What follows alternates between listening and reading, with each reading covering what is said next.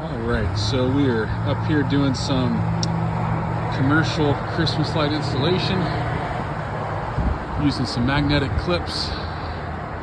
Got everything lit up. Just figured I'd show you how we do it. First off, you want to be tied off. That's called a standing seam anchor, and you just torque it over one of those seams, and it's an OSHA approved fall protection anchor. Now the thing with Christmas lights is you don't always want to put the plug on the end. You want to put the plug near where the socket is.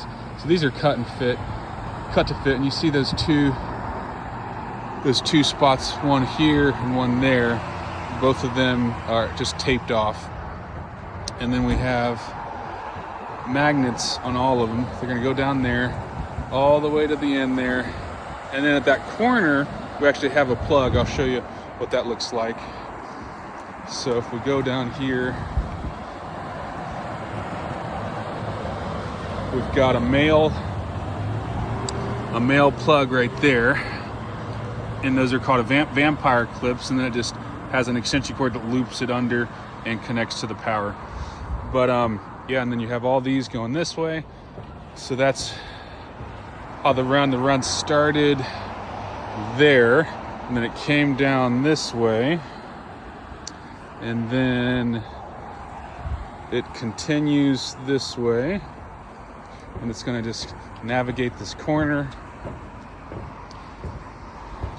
and just go all the way up here, and then we're going to have a jumper extension cord that goes from this corner to the top. And you can see we've got the extension cord is stapled there, and it goes there, travels there, and then connects right there. And what's important to remember is the flow of electricity.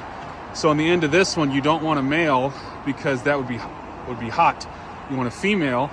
And then on the extension cord, you want a male there. It goes up this way, and that'll be a female on the extension cord going to a male from the lights, because you want to make sure the flow of electricity, the end of each hot cord is a female, not a male. And then it's important too to keep all the lights straight so they look good. Here we kind of split the difference because one of those screws was in our way, so we just split the difference between that little loop there so it wouldn't look weird.